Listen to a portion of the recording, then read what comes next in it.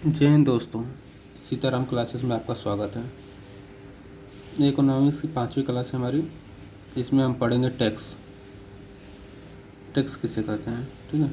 पूरे टैक्स के बारे में शुरू से लेकर अंत तक पूरा जानेंगे हम लोग। इसमें जीएसटी के बारे में भी जानेंगे। चलिए शुरू करते हैं। टैक्स टैक्स किसे कहते हैं? सरकार के द्वारा लगाया जाने वाला वह आवश्यक अनुदान जिसे हम न चाहते हुए भी अदा करते हैं, टैक्स कहलाता है, ठीक है। सरकार के द्वारा लगाया जाने वाला वह आवश्यक अनुदान जिसे हम न चाहते हुए भी अदा करते हैं। अगर हम नहीं चाहेंगे टैक्स देना तो भी हमें देना ही पड़ेगा। टैक्स दो प्रकार के होते हैं, डायरेक्ट टैक्स, इनडायरेक्ट टैक्स, प्रत्यक्ष कर, अप्रत्यक्ष कर। प्रत्यक्ष कर किसे कहते हैं? Direct tax. ऐसा कर जिसे दूसरे पर हस्तांतरित न किया जा सके, अर्थात जिस पर टैक्स लगाया जाता है उसी को टैक्स अदा करना पड़ता है, उसे डायरेक्ट टैक्स कहते हैं। इसमें कराघात, करापात होता है, इम्पैक्ट और इंसिडेंस, ठीक है। कराघात किसे कहते हैं? कर का प्राथमिक भार, और करापात कर का अंतिम भार। जब किसी के ऊपर कराघात और करापात दोनों हो, ऐसा कर प्रत्यक्ष कर कहलाता है, अर्थात जिस पर लगाया जाता है उसे ही अदा करना पड़ता है डायरेक्ट टैक्स में। फॉर एग्जाम्पल, आयकर, निगम कर, धन कर, संपत्ति कर, CTT, STT, gift tax etcetera, ठीक है। इनडायरेक्ट टैक्स, अप्रत्यक्ष कर किसे कहते हैं? जब किसी के ऊपर कराघात और करापात जब किसी के ऊपर कराघात और करापात किसी दूसरे के ऊपर हो, ऐसा कर अप्रत्यक्ष कर कहलाता है, अर्थात टैक्स किसी और के ऊपर लगाया जा रहा है और अदा उसे और कोई कर रहा है, इनडायरेक्ट टैक्स होता है। ऐसा कर जो हस्तांतरित किया जा सके, अर्थात एक दूसरे पर टाला जा सके, उसे इनडायरेक्ट टैक्स कहते हैं। For example, service tax, excise, custom tax etcetera, ठीक है। फॉर एग्जाम्पल, मान लीजिए हम मार्केट से कोई भी वस्तु लेते हैं तो उस पर एक टैक्स देना पड़ता है, जो कि एक कंपनी पे लगाया जाता है, लेकिन अदा कौन करता है? ग्राहक, जो उपभोक्ता होते हैं वो उसे अदा करते हैं। चाहे वस्तु 1 रुपये की हो, चाहे इनफाइनाइट कितने भी रुपए की हो, लेकिन सब पर टैक्स लगा रहता है पहले से। अब जान लेते हैं हम लोग केंद्र सरकार के कर कौन कौन से होते हैं। इसमें प्रत्यक्ष कर, अप्रत्यक्ष कर दोनों तरह से जानते हैं ना, ठीक है। अब प्रत्यक्ष कर में कौन कौन से केंद्र सरकार के कर होते हैं? आयकर, निगम कर, ब्याज कर, धन कर, संपत्ति कर, वस्तुओं के हस्तांतरण पर कर, सीटीटी, ठीक है, प्रतिभूति हस्तांतरण पर कर, एसटीटी और उपहार कर। ये जितने भी कर हैं प्रत्यक्ष कर हैं केंद्र सरकार के। और केंद्र सरकार के अप्रत्यक्ष कर कौन कौन से होते हैं? सेवा कर, केंद्रीय उत्पाद शुल्क, केंद्रीय बिक्री कर, सीमा शुल्क। ये सब जो होते हैं अप्रत्यक्ष कर हैं केंद्र सरकार के द्वारा जो लगाए जाते हैं। राज्य सरकार के कर कौन कौन से होते हैं? प्रत्यक्ष और अप्रत्यक्ष कर जान लेते हैं, ठीक है। भूमि राजस्व कर, कृषि पर आय, व्यवसाय, ये तीनों जो है प्रत्यक्ष कर है जो राज्य सरकार द्वारा लगाए जाते हैं। और अप्रत्यक्ष कर में मनोरंजन कर, सट्टेबाजी पर कर, उत्पादन पर शुल्क, प्रवेश कर, चुंगी कर, विद्युत पर कर, और उसके बाद रियल इस्टेट, विज्ञापन पर कर। ये 8 कर जो है अप्रत्यक्ष कर है जो राज्य सरकार द्वारा जनता पर लगाए जाते हैं। इसके बाद हम लोग का टॉपिक है जीएसटी, ठीक है। कर के अंतर्गत और भी सारे हैं, और हम आपको बोल देते हैं परिभाषा के, आप नोट कर लीजिएगा, उसको नोट करिएगा। पहला है प्रगामी कर, किसे कहते हैं? या प्रगतिशील कर, या प्रोग्रेसिव टैक्स इंग्लिश में, ठीक है। इसका परिभाषा है, जितना कमाएंगे उतना ज़्यादा लगेगा, अर्थात प्रोग्रेसिव कर ऐसा कर होता है जितना कमाएंगे उतना ज़्यादा हमें टैक्स देना पड़ेगा, ठीक है। इसे अमीरों का टैक्स कहते हैं। नेक्स्ट, समानुपाती कर, प्रोपोर्शनल टैक्स, अमीर हो या गरीब सब पर बराबर टैक्स लगता है, 10%, फॉर एग्जाम्पल 10%, ठीक है, प्रोग्रेसिव कर। तीसरा, प्रतिगामी कर, रिग्रेसिव टैक्स होता है एक। इसमें कम कमाओगे तो ज़्यादा टैक्स देना पड़ेगा, और अगर ज़्यादा कमाएंगे तो कम टैक्स देना पड़ेगा। ये टैक्स दुनिया में कहीं लागू नहीं होता है, ठीक है। ये गरीबों को प्रभावित करता है। टैक्स जो होता है रिग्रेसिव टैक्स गरीबों को प्रभावित करता है। और नेक्स्ट होता है एक अधोगामी टैक्स, जो कि इंडिया में लगता है। जितना कमाओगे उतना अधिक देना होगा, लेकिन एक निश्चित समय के बाद टैक्स समान हो जाता है।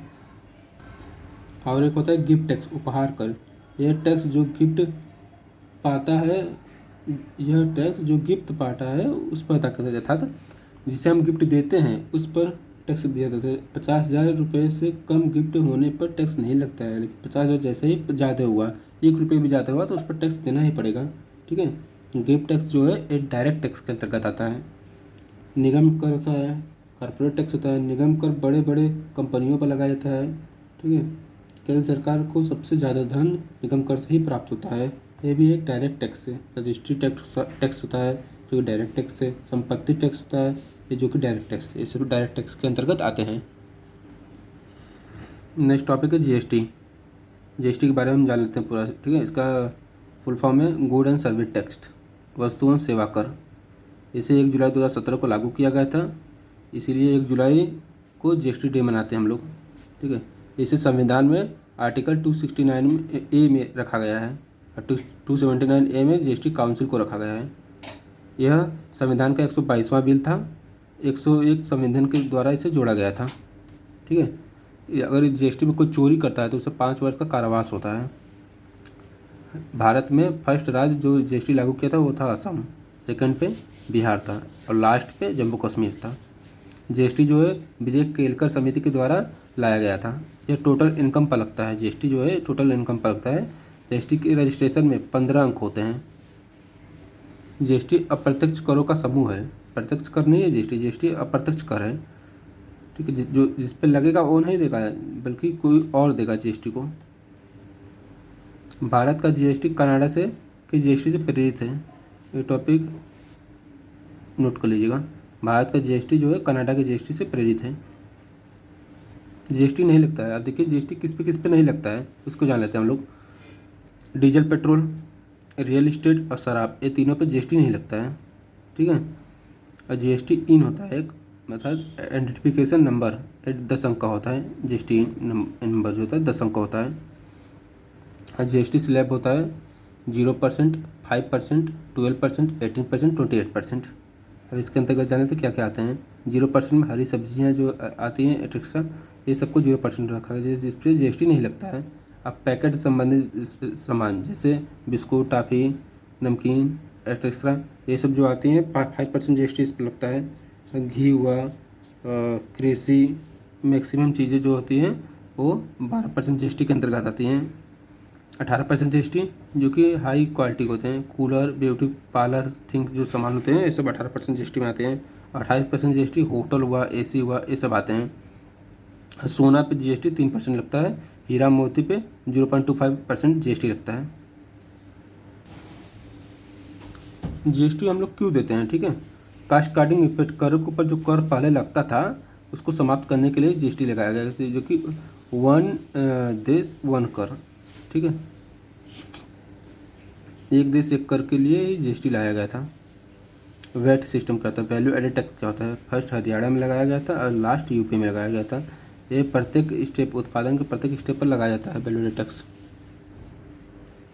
जीएसटी के प्रकार, ये 4 प्रकार के होते हैं GST. C GST, S GST, UT GST, I GST. C GST अर्थात सेंट्रल जीएसटी, केंद्र सरकार का टैक्स होता है। एस जीएसटी स्टेट टैक्स, एक राज्य सरकार का टैक्स होता है। यूटी जीएसटी यूनियन टेरिटरी, एक केंद्र शासित प्रदेश का टैक्स होता है। आई जीएसटी इंटीग्रेटेड जीएसटी, इन दोनों राज्यों के बीच में अगर कोई हो रहा है लेन देन उस पर लगाया जाता है आई जीएसटी। इसमें C GST plus S GST दोनों होता है। टैक्स सिस्टम, टैक्स सिस्टम 4 प्रकार के होते हैं। अनुपातित कर प्रणाली, प्रगतिशील कर प्रणाली, प्रतिगामी कर प्रणाली, अधोगामी कर प्रणाली, ये 4 प्रकार से टैक्स सिस्टम लगाया जाता है। लेकिन भारत में जो होता है अधोगामी कर प्रणाली के अंतर्गत ही लगाया जाता है। अधोगामी कर प्रणाली किसे कहते हैं, ऐसा कर प्रणाली जो शुरुआत में आय के साथ साथ बढ़ता है लेकिन बाद में स्थिर हो जाता है, यही कर प्रणाली अधोगामी कर प्रणाली कहलाती है। भारत में यही कर प्रणाली उपयोग में लाई जाती है। इसके अंदर एक उपकर होता है, अधिभार होता है, शेष और सरसद, इसमें एक टॉपिक है जो कि टैक्स के बाद टैक्स पर लगता है, टोटल टैक्स पर लगता है उपकर, और से आगे पढ़ेंगे हम लोग। नोट में 2 पॉइंट लिख लीजिएगा। आईजीएसटी का 100% केंद्र सरकार लेती है लेकिन फिर उसे 42% राज्य सरकार को वापस कर देती है, ठीक है। दूसरा पॉइंट, आईजीएसटी अंतर्राज्यीय व्यापार और ऑनलाइन व्यापार पर लगता है। जीएसटी काउंसिल क्या होता है, ये आर्टिकल 279 के अंतर्गत रखा गया है। संविधान के अनुच्छेद 279 के अंतर्गत रखा गया है। जीएसटी से संबंधित सभी विवादों का यहाँ पर सुलझाया जाता है। जीएसटी काउंसिल में, जीएसटी में अगर कोई भी प्रॉब्लम हो रही है करने में तो उसे जीएसटी काउंसिल में सुलझाया जाता है। इसमें एक वित्त मंत्री होते हैं जो कि अध्यक्ष होते हैं जीएसटी काउंसिल के, राज्य मंत्री एक होते हैं, और स्टेट के वित्त मंत्री 28 होते हैं, 28 स्टेट के, और यूटी के वित्त मंत्री होते हैं 3, तो टोटल लोग होते हैं 33। नोट में लिखिएगा, जीएसटी काउंसिल में 33 लोग आते हैं। 2/3 बहुमत होने पर इसे जीएसटी कोई भी बिल होता है 2/3 अगर बहुमत प्राप्त हो गया तो उसे इस बिल को पारित कर दिया जाता है। आर्टिकल 369 में आईजीएसटी को रखा गया है। जीएसटी सबसे पहले फ्रांस में लागू किया गया था। इंडियन जीएसटी जो है कनाडा से प्रेरित है। जीएसटी अप्रत्यक्ष कर है, इसे वेट के स्थान पर लाया गया था। जीएसटी स्लैब 0, 5, 12, 18 एंड 28% होता है। ये 5 प्रकार से जीएसटी स्लैब होता है। और जीएसटी लागू कब किया गया था? 1 जुलाई 2017 को लागू किया गया था। बिल कौन सा था? 122वां था। संशोधन कौन सा था? 101वां था। समिति कौन सी थी? केलकर समिति। फर्स्ट स्टेट जो लागू किया था असम था, और लास्ट जम्मू कश्मीर था। जीएसटी आर क्या होता है? जीएसटी रिटर्न, इसके बारे में जान लेते हैं हम लोग। ये 3 तरीके से होते हैं, GST R, GST R1, GST R2, GST R3, और कई तरीके से होते हैं। मुख्यतः 3 को हम जान लेते हैं। इन जीएसटी R1 जो होता है इनकम और जीएसटी का जो रिपोर्ट देते हैं, R1 में रिपोर्ट देते हैं, ठीक है, और R2 में चालान जनरेट करते हैं, R3 में जीएसटी जमा कर देते हैं, ठीक है। इनकम टैक्स रिटर्न ITR क्या होता है? इनकम टैक्स साल के अंत में लगाया जाता है। यह प्रॉफिट पर लगाया जाता है। इनकम टैक्स जो होता है प्रॉफिट पर लगाया जाता है। जीएसटी जो था वो संपूर्ण आय पर लगाया जाता था। ये वर्ष के शुरुआत में लगाया जाता है जीएसटी, लेकिन इनकम टैक्स जो होता है साल के अंत में लगता है, सीधे प्रॉफिट पर लगाया जाता है। जितना टोटल आय होती है उसमें से खर्चे को घटाकर जो बचता है प्रॉफिट, उस पर जीएसटी रिटर्न लगाया जाता है, सॉरी इनकम टैक्स लगाया जाता है।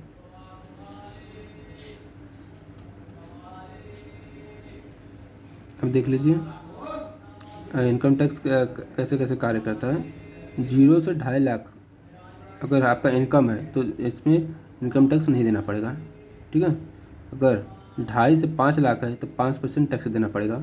अब 5 से 7.5 लाख है तो 10%, सॉरी 7.5% से लेकर 7.5 लाख से, सॉरी 7.5 लाख से लेकर 10 लाख तक के बीच में आपका इनकम है तो 15%। 10 से 12.5 लाख है तो 20%। 12.5 से 15 लाख है तो 25%। और 15 लाख से कहीं ज़्यादा कमा रहे हैं तो 30%। लेकिन वर्तमान में 2023 में इसे चेंज कर दिया गया। ये 2022 का था। 2023 में क्या किया गया? 0 से अगर 3 लाख कमा रहे हैं तो टैक्स नहीं देना पड़ेगा। 3 से 6 लाख कमा रहे हैं तो 5%। 6 से 9 लाख कमा रहे हैं तो 10%। 9 से 12 लाख कमा रहे हैं तो 15%। 12 से 15 लाख कमा रहे हैं तो 20%। और 15 लाख से ज़्यादा कमा रहे हैं तो 30%, ठीक है।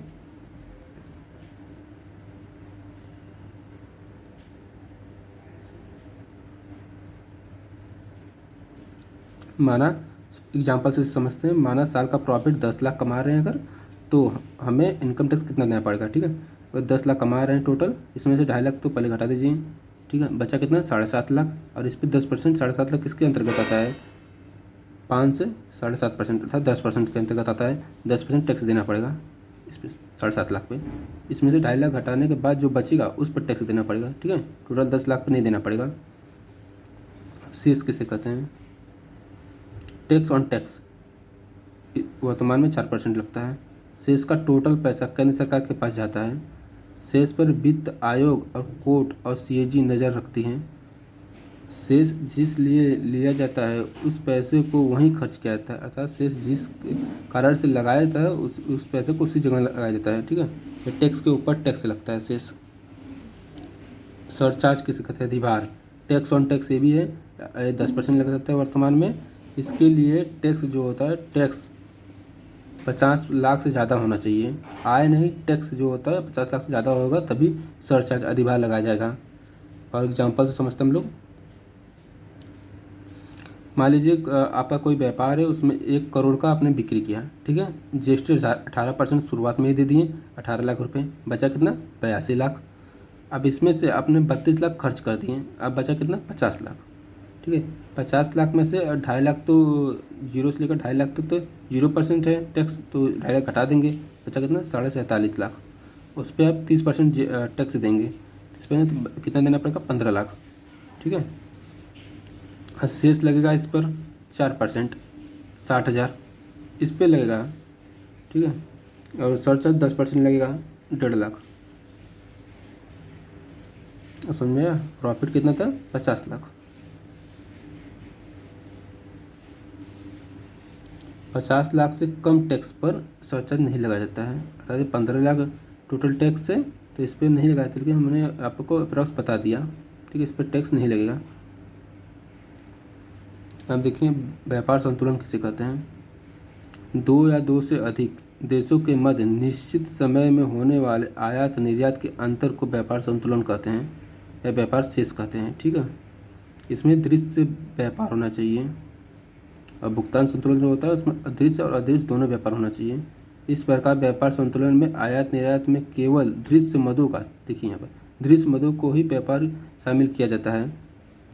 दृश्य मद में वे वस्तुएं होती हैं जिनका लेखा जोखा बंदरगाहों, हवाई अड्डों, सीमा चौकियों आदि पर रखा जाता है।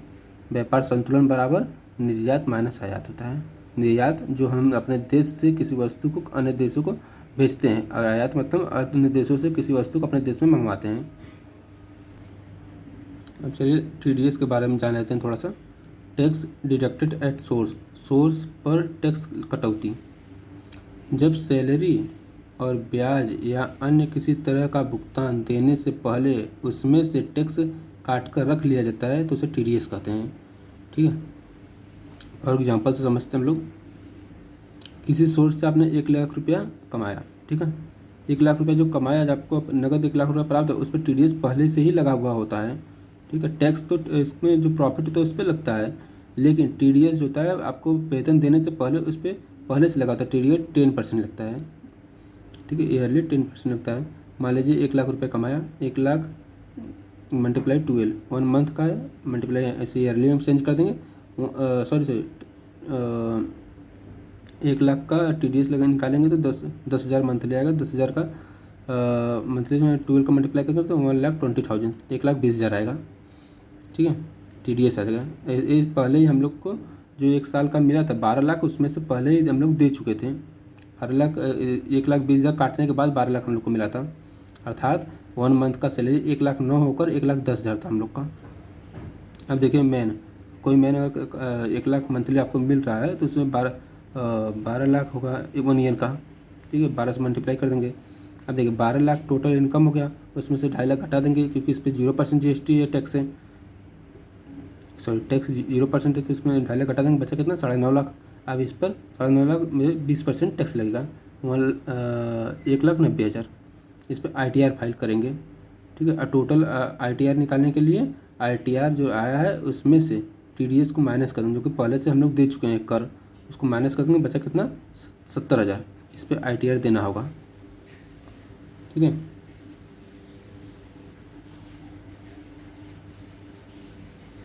सैलरी नोट में लिख लीजिए, सैलरी पर TDS जो होता है 10% लगता है। TDS सब पर बराबर नहीं लगता है। TDS 10 tax deduction account number card पर जमा होता है। देखिए नोट पर लिखिए, TDS जो होता है 10 कार्ड पर जमा होता है। टैक्स डिडक्शन अकाउंट नंबर पर जमा होता है। 10 कार्ड क्या होता है? 10 डिजिट का एक नंबर होता है, इस पर TDS का पता चलता है। TDS हमने कितना जमा किया, कितना नहीं जमा किया, कब कब कितना जमा किया, ये सब 10 कार्ड पर हम लोग को पता चल जाएगा। पैन कार्ड क्या होता है? Permanent account number. PET में इसके पूछा हुआ था क्वेश्चन, पैन कार्ड का full form permanent account number 10 digit का होता है। टैक्स का विवरण इस पर पता चलता है कि आप टैक्स जमा किए हैं या नहीं। टैक्स के बारे में अगर कोई भी जानकारी लेना होगा तो पैन कार्ड पर हम लोग को पता चल जाएगा। भुगतान संतुलन किसे कहते हैं? ये सरकार के खाते होते हैं, चालू खाता, पूंजीगत खाता, दृश्य मद, अदृश्य मद, एक पक्षीय मद या उपहार मद, ये जो होते हैं चालू खाते के अंतर्गत आते हैं। और ऋण और निवेश जो होता है पूंजीगत खाते के अंतर्गत आता है। निवेश ये FDI होता है। फॉरेन डायरेक्ट इन्वेस्टमेंट FPI होता है। फॉरेन पोर्टफोलियो इन्वेस्टमेंट FII होता है। फॉरेन इंस्टीट्यूशनल इन्वेस्टर, ठीक है। FII ऐसा बैंक या संस्थान जो FDI और FPI को बढ़ाने में मदद करती है। अगला टॉपिक हम कल पढ़ाएंगे। अगर आपको वीडियो पसंद है तो लाइक, सब्सक्राइब, शेयर जरूर करें, और अगर कोई क्वेश्चन हो तो कमेंट के माध्यम से ज़रूर पूछें। जय हिंद।